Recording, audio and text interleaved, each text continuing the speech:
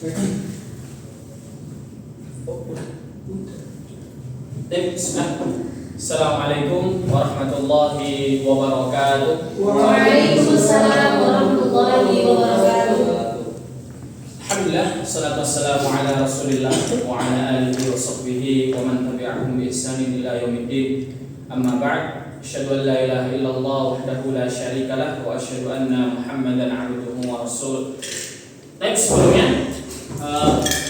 sebelum kita memulai pelajaran, Bapak ingin menanyakan kabar kalian. Jadi setelah saya mengucapkan kalimat tanya kaifa halukum jami'an, silahkan dijawab dengan penuh semangat dan kompak. Baik? Baik. Kaifa halukum?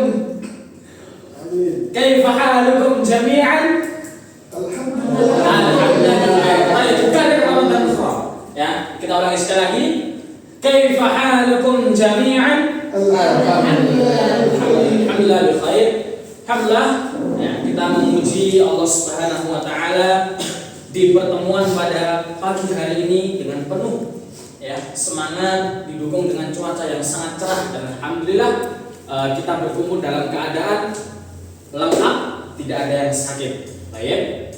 Ya, ketua kelasnya siapa ini? Ketua kelasnya Mas Azam. Ya, di sini secara absen Mas Azam sebagai ketua kelasnya. Baik. Maka alangkah baiknya sebelum kita memulai pelajaran, ya, maka hendaknya bagi seorang muslim ini meminta pertolongan kepada siapa? Kepada Allah, dalam Allah mudahkan kita dalam urusan dunia, akhirat, terutama dalam belajar agama Allah. Baik, silakan kepada Mas Azam untuk dipimpin dalam berdoa. Boleh? Ya, sempurna. Sikap sempurna. Mari teman-teman kita berdoa belajar lebih dahulu.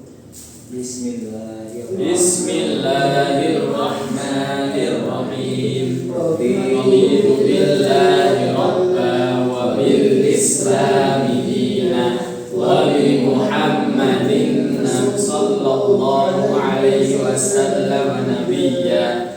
Rabbi zidni ilma warzuqni fahma. Amin ya rabbal alamin. Semoga doa ini menjadi, ya, Allah mudahkan kita dalam menuntut ilmu. Amin. Baik, anak-anak sekalian, Bapak ingin bertanya untuk materi kita pembelajaran kali ini apa? Ayo coba. Proses penurunan dan sejarah penulisan Al-Quran. Baik, anak-anak sekalian, tentunya kita sebagai seorang muslim, ya, dan muslimat, tentu kita ini tidak asing mendengar dan melihat yang namanya Al-Quran. Ya, baik. Ada yang pernah menghafal Al-Quran di sini? Ada yang pernah? Juz 30, Pak. Juz 30? Masya Allah. Ada yang lebih? Angkat tangan mungkin? Atau mungkin baru belajar Iqra? Umi, Pak. Umi, Masya Allah, Umi juga. Ya, maka seorang muslim itu tidak asing dengan yang namanya Al-Quran. Nah, tapi ya kebanyakan orang-orang ketika ditanya, ya, anak-anak ketika ditanya apa itu Al-Quran, ya, apa itu Al-Quran? Baik, ada yang tahu apa itu Al-Quran? Ayo, apa itu Al-Quran? Secara umumnya aja, nggak usah mendetail. Ayo, ada yang bisa? Kitab suci, Pak. Kitab suci, baik. Wahai, satu, betul. Ada lagi, Mas? Gak tahu. Oke, Mas. Apa itu Al-Quran? Sepengetahuannya saja. Ya, Mbak. Itu mukjizat Nabi Muhammad. Mukjizat Nabi Muhammad. Tadi apa? Kitab suci. Kitab suci. Ada lagi? Ada? Ada yang bisa? Sudah? 3 itu saja? Baik, ya.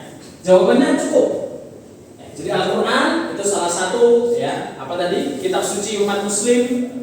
Kemudian mukjizatnya Nabi Muhammad sallallahu alaihi wasallam, dan apa tadi yang terakhir? Kalamullah, ya? Iya, kalamullah. Baik, maka di sini kita akan membahas tentang sejarah turunnya Al-Quran kepada Nabi Muhammad sallallahu alaihi wasallam. Ya. sebuah perjalanan panjang wahyu ilahi, ya, dari langit ke bumi, ya, dari lisan Jibril ke tangan para sahabat, ya, hingga menjadi mushaf yang sampai detik ini itu masih terjaga dan dapat kita baca. Baik, yang pertama adalah 7 cara Nabi menerima wahyu. Ya. Jadi ketika Nabi Muhammad SAW ini menerima wahyu, ya, maka ini ada 7. Yang pertama adalah mimpi. Ya, wahyu datang dalam mimpi yang nyata, kemudian dihembuskan ke jiwa, ya, dihembuskan langsung ke dalam jiwa Nabi SAW. Kemudian, ya, Nabi didengarkan seperti gemerincing lonceng, seperti bunyi lonceng yang keras. Ya. Nah, ini disebutkan di sini adalah cara yang paling berat. Kemudian malaikat berwujud manusia, sebagaimana kita, ya, mengetahui beberapa hadis, ya, bahwasannya Jibril alaihissalam itu menyamar sebagai seorang laki-laki yang putih, ya, pakaiannya putih, kemudian rambutnya rapi dan wangi dan sebagainya. Kemudian Jibril wujud asli, ya, sebagaimana Nabi SAW itu pernah berjalan dalam suatu gurun, ya. Kemudian ada suara yang memanggil, "Ya Muhammad." Ya. Kemudian Nabi melihat di sekitarnya kosong, tidak ada orang. Kemudian dipanggil lagi, "Ya Muhammad." Kosong, tidak ada orang. Sampai akhirnya Nabi SAW mendongakkan kepalanya ke atas dan ia melihat apa? Jibril, ya. Sehingga dikatakan dalam hadis itu bahwasanya sayapnya malaikat Jibril itu menutupi langit dan di situ Nabi bergetar hebat, merinding. Kemudian dari balik hijab Allah berbicara langsung dari balik hijab, ya. Sebagaimana dalam firman-Nya, "Wa kallamallahu Musa taklima." Ya, bahwasanya Allah itu pernah berbicara langsung kepada Nabi siapa? Wa kallamallahu Musa. Nah, Allah pernah berbicara langsung dengan Musa, kemudian Allah pernah berbicara langsung dengan Nabi Muhammad sallallahu alaihi wasallam. Ya, baik. Kemudian, ya, di sini juga ada 3 tahap penurunan Al-Qur'an. Ya, menurut, ya, Syekh Abdul Aziz Az-Zarqani, proses penurunan Al-Qur'an berlangsung dalam 3 tahapan utama yang disepakati mayoritas ulama. Pertama di sini ada Lauhul Mahfuz, ya. Kemudian ada Baitul Izzah. Kemudian ada Nabi Muhammad sallallahu alaihi wasallam. Ya, Al-Qur'an diturunkan sekaligus ke langit dunia pada malam yang telah kita kenal. Ya, sebagaimana pada bulan Ramadan kita sering mendengar kata apa? Malam apa? Lailatul Qadar. Malam Lailatul Qadar, yang dimana malam Lailatul Qadar diyakini malam yang paling baik. Ya, kemudian lalu apakah Al-Quran ini diturunkan dalam satu kitab, dalam satu kemudian langsung jadi? Tidak. Ya. Al-Quran turun kepada Nabi selama kurang lebih 23 tahun secara berangsur-angsur, per ayat demi per ayat. Ketika ada masalah, kemudian ayat baru turun, ya, dan sebagainya. Baik, Bapak ingin, ya, semuanya mengeluarkan kitabnya atau mengeluarkan pulpen dan buku tulisnya untuk mencatat, ya, karena nanti siapa tahu ini untuk ujian, ya, kertas mana bukunya? Di tas, Pak. Ya, nah, sudah ya. Baik. Bapak ingin kalian meringkas saja, tidak perlu ditulis secara detail, ya. 7 cara Nabi menerima wahyu, ya, yang sudah hafal tadi, ya. Ada mimpi, dihembuskan ke jiwa, gemerincing lonceng, malaikat berwujud manusia, jiwa wujud manusia dari balik hijab. Baik. Kemudian lanjut, ya. Nah, hikmah diturunkannya Al-Quran secara berangsur-angsur. Kenapa kok Al-Quran itu enggak diturunkan secara satu kitab langsung diturunkan kepada Nabi? Tentu ini ada hikmahnya sendiri-sendiri. Kenapa Al-Quran itu diturunkan secara berangsur-angsur, ayat demi ayat? Ketika ada permasalahan datang baru ayat ini turun, itu kenapa? Baik, coba dibaca nomor 1, Mas Azhar. Hikmah diturunkannya Al-Quran secara berangsur-angsur. Yang pertama, mudahnya dihafal dan diamalkan. Baik, terus Yang kedua, Pak. yang kedua, Mbak Dia, coba dibaca. Yang kedua? Nggak kelihatan. Oh, kayak iya. Rasanya coba dibaca gitu kan? Meringankan apa tuh? Hati Nabi. Meringankan hati Nabi. Baik, yang ketiga, Mbak Zizi. Menjawab masalah aktual. Kemudian yang terakhir, Mbak Sofi. Transformasi bertahap. Transformasi bertahap. Ya, di sini ada yang pertama, mudah dihafal dan diamalkan. Ya, ayat turun bertahap memudahkan hafalan, pemahaman dan pengalaman oleh para sahabat. Jadi ketika ayat ini turun, ya, Nabi SAW itu mengumpulkan para sahabat. Ya, bahasa kita ini, Ustaz bahasa kan? Ya, ya. Ayo para sahabat, ini wahyu telah turun kepadaku. Ya, ayo semuanya duduk. Kemudian saya bacakan kepada kalian dan kalian catat dan amalkan. Maka mudah dihafal. Jika Al-Quran itu turun dalam satu kitab langsung, maka ini tentu akan memberatkan para sahabat. Maka turunnya kemudian meringankan hati Nabi. Nabi sering berkomunikasi dengan Rabb-nya, menguatkan beliau dalam dakwah. Ya, sebagaimana ketika Nabi itu ada masalah, ya, maka Nabi mengadu kepada Allah Subhanahu Wa Taala. Yang mana akhirnya ya, Allah Azza wa Jalla ini menurunkan atau memberikan solusi jalan keluar kepada Nabi. Dan itu tentu ya, bagaimana kita ya seorang murid ya, misalkan Mas Azam dapat PR matematika yang sulit misalkan. Suka belajar matematika Mas? Suka, Masya Allah. Ya terlihat ya wajahnya ini orang pintar matematika, Masya Allah. Oke, Mas Azam ini dapat matematika sulit. Kok tumben biasanya saya mengerjakan matematika sulit ya. Apakah gurunya akan langsung memberikan seluruh jawaban atau materi soal matematika ke seluruh Mas Azam? Tidak mungkin. Mas Azam tanya ke guru, "Bu, Pak, ini gimana Pak? Tolong ajarkan saya." Maka guru itu akan menjelaskan atau memberikan yang materi ini perlahan sudah paham belum? Sudah paham belum? Nah, seperti itu.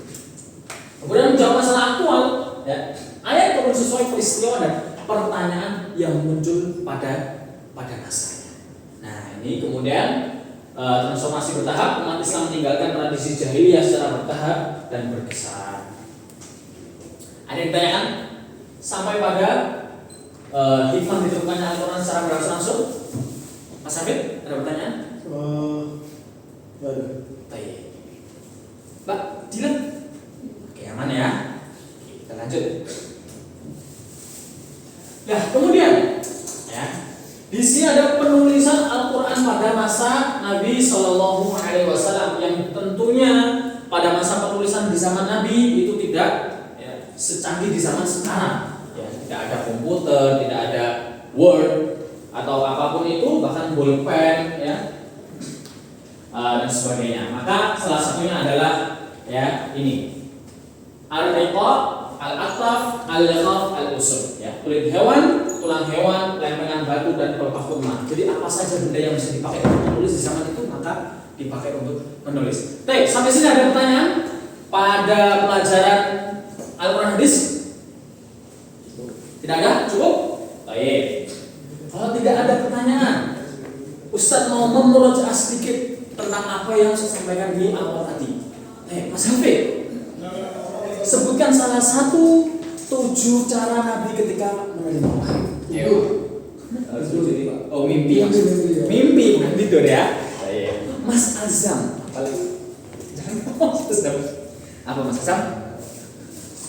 Jangan ketawa. Malaikat Jibril menyamar sebagai laki-laki yang sempurna. Baik, malaikat Jibril menyamar menjadi laki-laki yang sempurna.